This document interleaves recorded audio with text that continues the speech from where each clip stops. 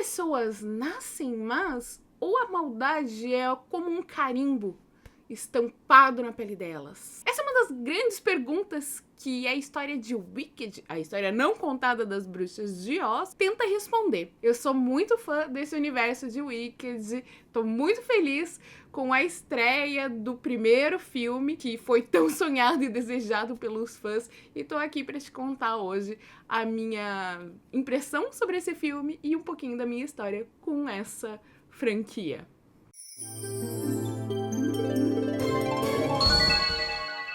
Bem-vindo a bordo, meu nome é Letícia Cosmos, aqui nesse canal eu costumo falar muito sobre Sailor Moon, às vezes eu falo sobre outras coisitas, mas como hoje que eu vou falar de Wicked, que tá aí dentro do escopo histórias sobre garotas mágicas, porque afinal de contas temos duas bruxas nessa história, então elas são garotas mágicas, não são? Conta como uma garota mágica. E antes de começar esse vídeo, eu queria te pedir para já deixar o seu like, para você deixar os seus comentários aqui, me conta se você já assistiu esse filme, o que você achou. E também queria te convidar, caso você goste do meu trabalho falando sobre Sailor Moon ou falando sobre outras coisas, para você entrar aqui no Apoia-se, que é o grupo de pessoas que mantém esse canal vivo, ativo e crescendo. Ou você também pode ajudar o canal virando membro aqui do próprio YouTube. Tem uma seção de membros do YouTube onde você tem conteúdinhos exclusivos pra você e você me ajuda muito a partir de R$2. Recado dado, ativa o sininho pra não perder nenhuma notificação e vamos pro vídeo. É até difícil saber por onde começar, porque foram tantos e tantos anos sonhando com um filme de Wicked e bolando elencos possíveis junto com amigas minhas. E depois de um tempo eu realmente comecei a achar que um filme de Wicked nunca iria sair e que eu só iria acreditar vendo. E agora que eu vi, acredito. O meu primeiro contato com a história de Wicked foi de uma maneira completamente diferente do esperado. Eu acho que ninguém mais no mundo, pelo menos no Brasil, tem uma experiência igual a minha. Meu primeiro contato foi através dessa propaganda do musical de Wicked japonês, que veio num pedaço de jornal, que veio na caixa de uma compra de um colecionável de Sailor Moon. Quais as chances? Aí eu olhei isso aqui e eu fiquei, nossa, que bonitas essas atrizes, Wicked, o que será que é isso? Um musical da Broadway? Preciso pesquisar o que é isso. E aí, foi um buraco de coelho. O ano era 2007, fazia 5 anos que o musical tinha estreado na Broadway e eu fiquei completamente obcecada. Teve um ponto que eu não sei exatamente como, se fui eu que apresentei ou não, mas tinha várias amigas ao meu redor do mundo cosplay que também eram fãs de Wicked e a gente ficava discutindo qual era a melhor elfaba e tudo mais, era muito divertido. O ápice da minha fangirlzice de Wicked foi em 2009, quando eu participava de várias redes aí de trocas de bota-pernas, de bootlegs, de filmagens de Wicked, e eu cheguei a ter mais de 30 versões diferentes de gravações do musical de Wicked guardadas no meu HD externo. Eu ainda tenho boa parte desses arquivos comigo até hoje. E aí não tinha jeito, foi livro original, foi a busca por colecionáveis de Wicked, inclusive essas minhas duas bonecas estão assinadas pelas atrizes brasileiras do musical. E a primeira vez que eu consegui assistir o musical de Wicked pessoalmente foi em 2013,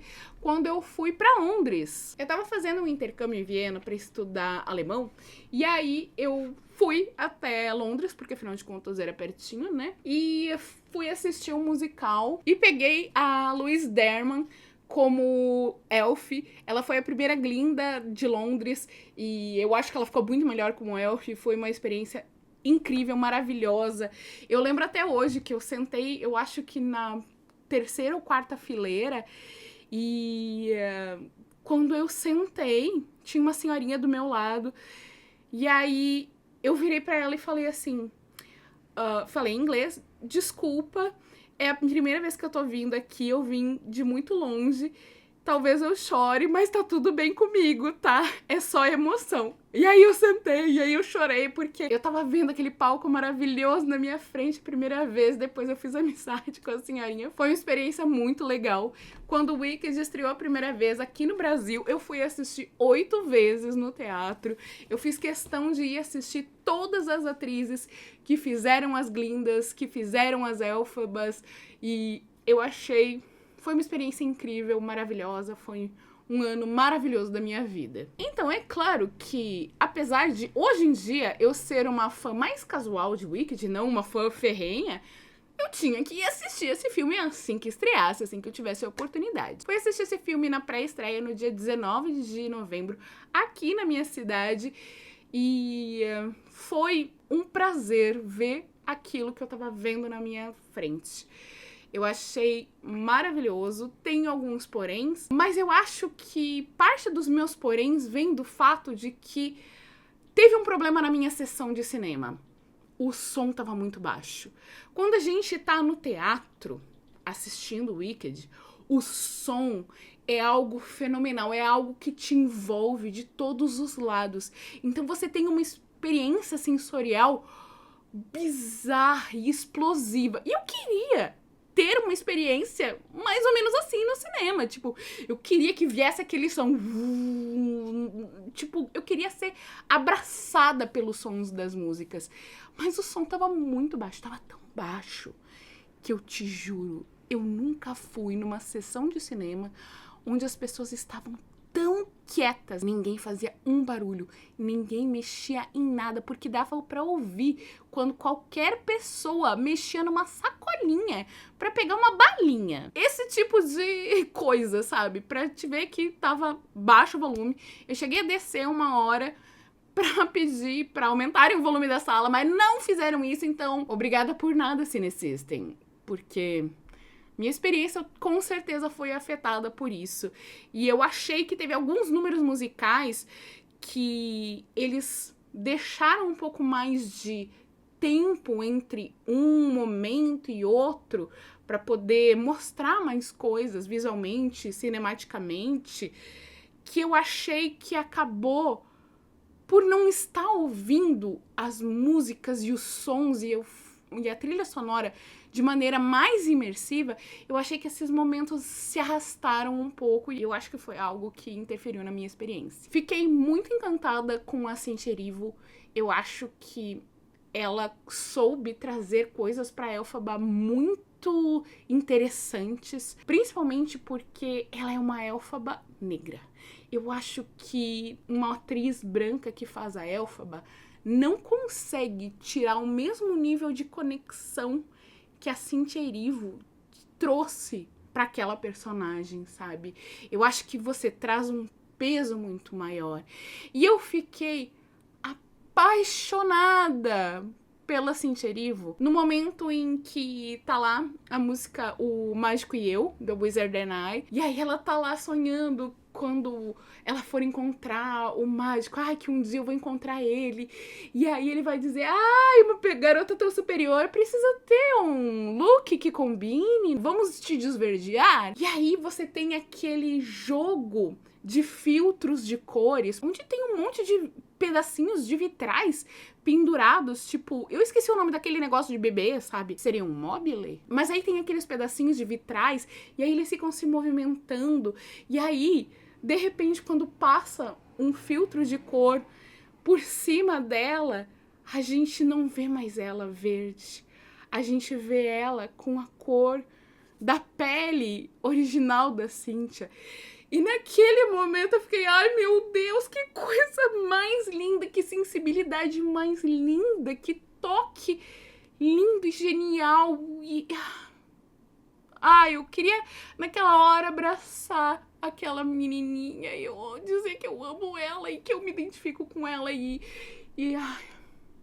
apaixonada. Outro momento que eu achei maravilhoso foi Dancing Through Life, que é a música do Fiyero, que é uma música que no musical, eu acho que às vezes ela parece meio esquisita, deslocada, e eu acho que no filme ela casou de uma forma tão incrível, e o Jonathan Bailey trouxe coisas tão sensíveis e legais e impressionantes e nuances pra esse personagem que eu fiquei apaixonada pelo Fiero.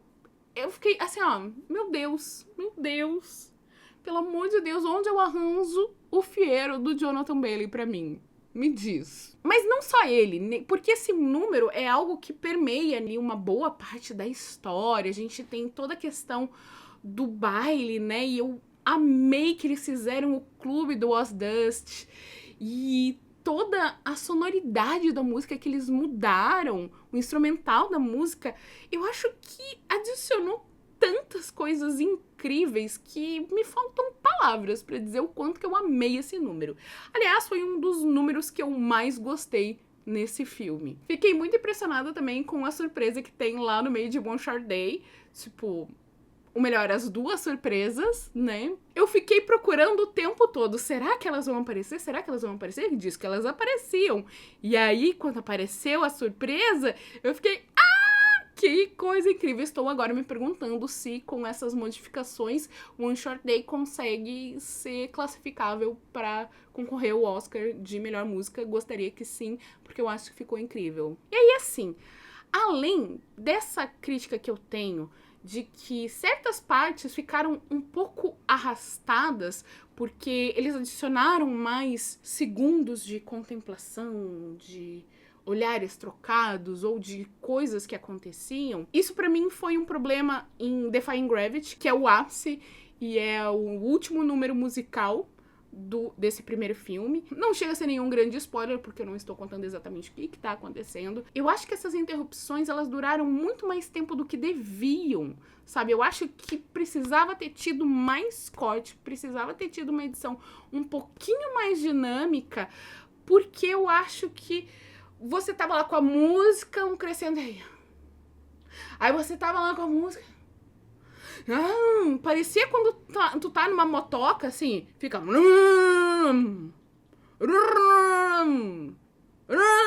E você nunca vai e acelera. Porque pra mim, Defying Gravity, na versão que tem no palco, embora também tenha algumas interrupções pra momentos de atuação, eu acho que ela vai num crescendo muito mais. Ela vai... E acelera, e vai... E a música vai. E eu achei que ficou muito nesse... Então, pra mim, tirou um pouquinho do dinamismo. Eu não gostei tanto assim da cena, mas pode ter sido que foi influenciada pelo volume que faltou pra poder me causar esse impacto. Quero assistir de novo por isso. Mas eu achei genial que nessa cena eles adicionaram um momento com um balão. E eu achei lindo, maravilhoso, incrível, genial. E quero parabenizar quem teve a ideia de colocar lá tudo girando ao redor do balão, porque foi genial. Genial. É a Torre do Balão. Meu Deus! Ficou ainda mais legal essa cena, nesse quesito. De onde que se sucedeu tudo isso. E mas assim, agora eu queria falar de uma coisa que até agora eu evitei de falar, que pra mim foi uma questão relacionada a esse filme, que foi a Glinda da Ariana Grande. Eu acho que a Ariana Grande trouxe vários elementos muito legais, muito interessantes pra ela. Eu acho que teve alguns momentos em que eu senti que ela deu uma popificada na música ali, que eu não gostei tanto.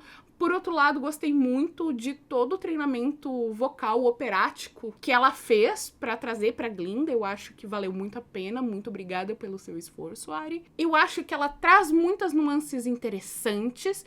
E no No More Than Wicked, o primeiro número musical, na hora em que entregam pra ela uma tocha pra fazer uma coisa, ai, você sente a dor, sabe? Eu acho que naquele número ela adicionou muitas camadas muito interessantes. Mas eu acho que teve outros aspectos da personagem que, pela Ariana amar demais a Glinda, ficaram atenuados. E pra mim é a questão do bullying. A Glinda, no musical, ela é uma grande bully. E eu acho que a Ariana deu uma diminuída bem grande.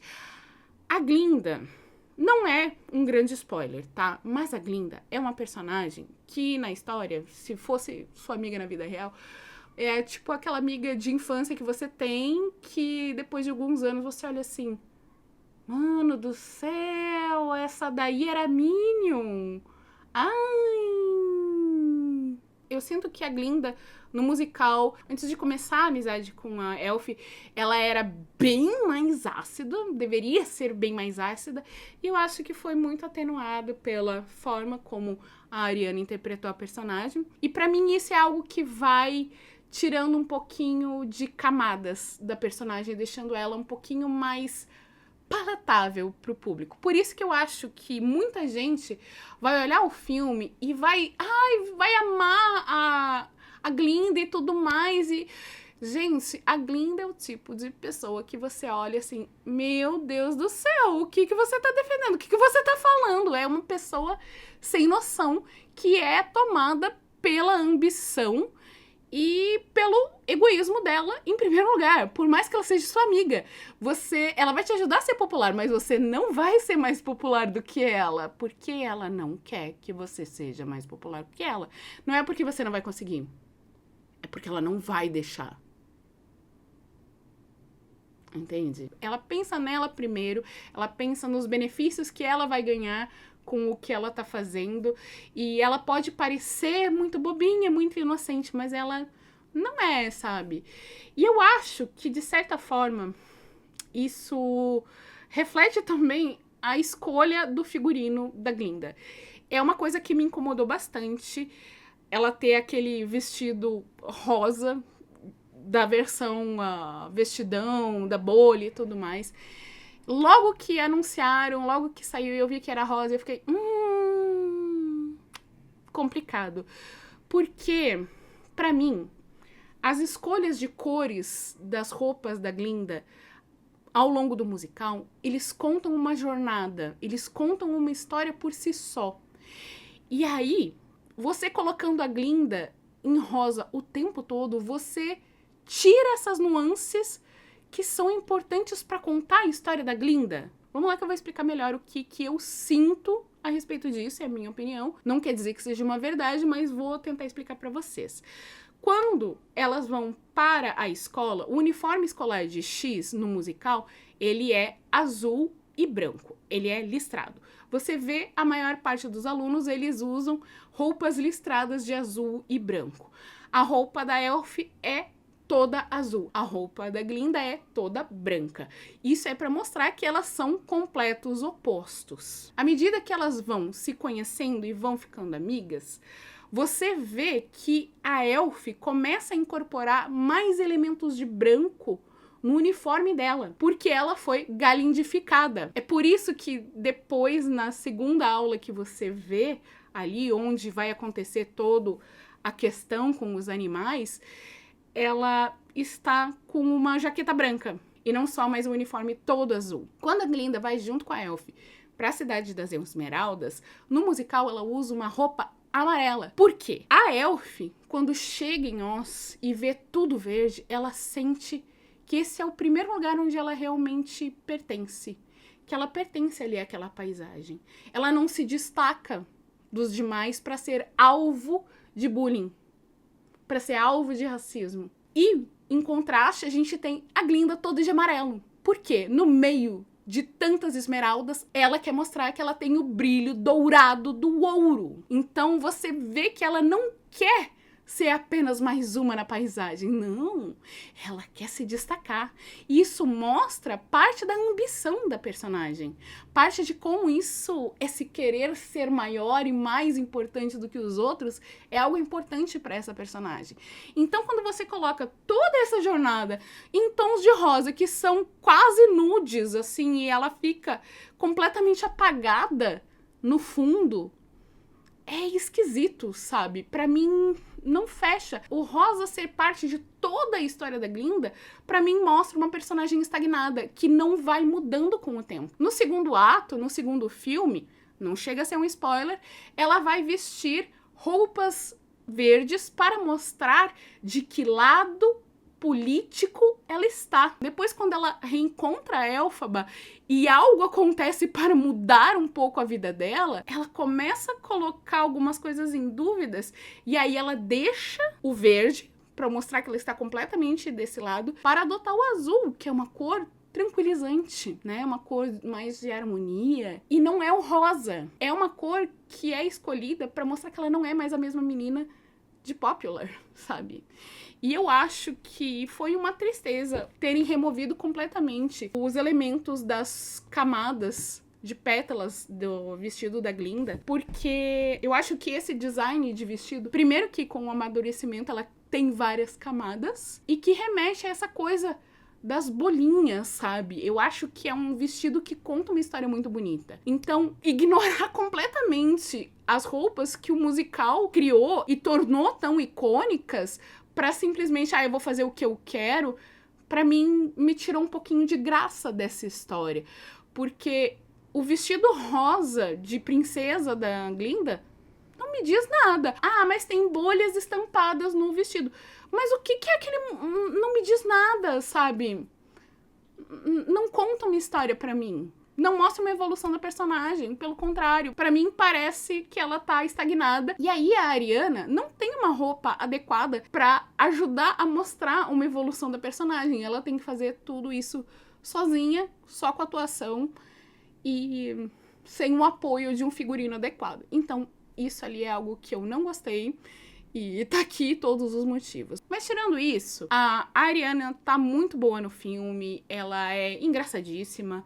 Eu tive que me segurar porque eu queria gargalhar no cinema, mas o som tava baixo, então eu tive que rir baixinho pra não atrapalhar demais as outras pessoas. Graças a Deus, eram poucas pessoas no cinema, então todo mundo colaborou pra que os outros pudessem ter a melhor experiência possível, mesmo com o volume baixo. E é isso, eu tô muito animada pra ver o segundo filme, que é onde a gente tem um desenvolvimento bem interessante da história. A gente vê toda a rebeldia da bruxa má do oeste, porque agora ela não é mais apenas a Elphaba, ela é a bruxa má do oeste. E eu espero muito poder ver mais detalhes sobre toda essa questão dos animais. Eu acho que eles desenvolveram isso de uma maneira linda, tocante. Eu queria que tivesse ainda mais profundidade.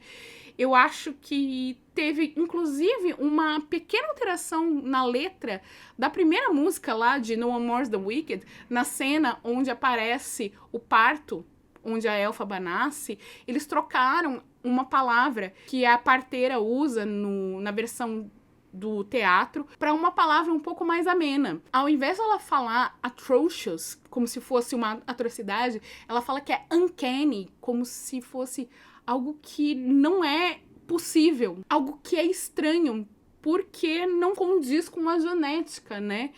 Algo que é inesperado. E eu acho que foi interessante mudar isso, porque você tira esse aspecto que poderia estar ali plantado de um racismo por parte de alguém que é de uma espécie animal e joga isso tudo só pro pai da Elphaba e só para os humanos. Só os humanos são racistas com ela. Nenhum dos animais, nem mesmo a babá, que na versão do teatro fala que ela é uma atrocidade, nem ela fala alguma coisa tão horrível para esse bebê. E a cena em que ela nasce, em que... pra mim é muito, muito lindo a forma como a Ursa abraçou e criou essa menina. Ai, meu Deus do céu, que dó que eu sinto dessa criança. Não posso pensar demais, senão eu vou chorar. Aliás, Elphaba menininha, um chuchuzinho, né? Fiquei confusa um pouco quando coisas acontecem depois, mas, né, não estou aqui pra dar spoilers. Mas é isso, fica o meu desejo de ver mais coisas a respeito dos animais, porque eu acho que isso é uma temática que é mais do que nunca atual.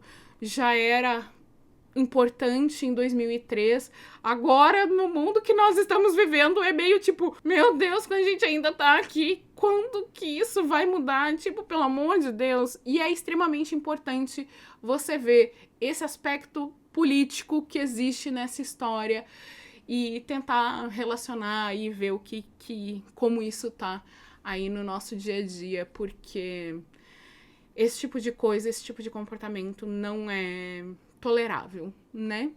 Não é tolerável você criar inimigos imaginários só por gana e poder, né? Então, se você achava o Mágico de Oz uma pessoa legal, ele não é. Ele é um fascistinha, tá? E a Glinda é a pessoa que votou lá no Trump, e aí depois que ele conta que vai tirar o acesso de saúde acessível das pessoas, fica assim, ai, acho que eu fiz merda. Oh, meu amor, você achou que você ia se dar bem trabalhando junto do lado dele, né, amiga? Não! Ai, enfim. Então é isso, acho que eu já falei demais sobre o filme. Eu gostei bastante, achei que foi uma experiência maravilhosa. Espero que você que assistiu também tenha gostado. Se você não gostou de alguma coisa, por favor, comenta aqui embaixo. Se você gostou, me conta qual é a sua música favorita. Você já conhecia a história de Wicked? Ou esse filme foi o seu primeiro contato? Você está morrendo de curiosidade para saber como essa história continua? Então você está com sorte, porque no ano de 2025 o musical vai estar de novo em cartaz no Brasil. Em São Paulo, é claro, mas se você tiver como ir a São Paulo, recomendo, porque é uma experiência muito interessante. Muito, muito, muito legal. Ai, tô ansiosa pra esse segundo filme, porque tem a minha música favorita. É isso, espero que você tenha gostado. Eu te vejo numa próxima, talvez falando sobre Sailor Moon, talvez falando sobre outras coisas. Quem sabe? A gente se vê. Tchau, tchau! Senhores passageiros, sejam bem-vindos de volta à Terra. Por medidas de segurança, permaneçam sentados até que o sinal luminoso seja apagado. Passageiros em conexão para Marte e Vênus, dirijam-se à caixa de comentários para falar com nossa equipe de solo. Ao sair, confira se está deixando seu joinha e levando todos os seus pertences. Para nós, foi um prazer compartilhar esse voo interplanetário com você. Esperamos vê-lo novamente em uma próxima viagem. Obrigada por voarem com a cosmonauta Spaceline.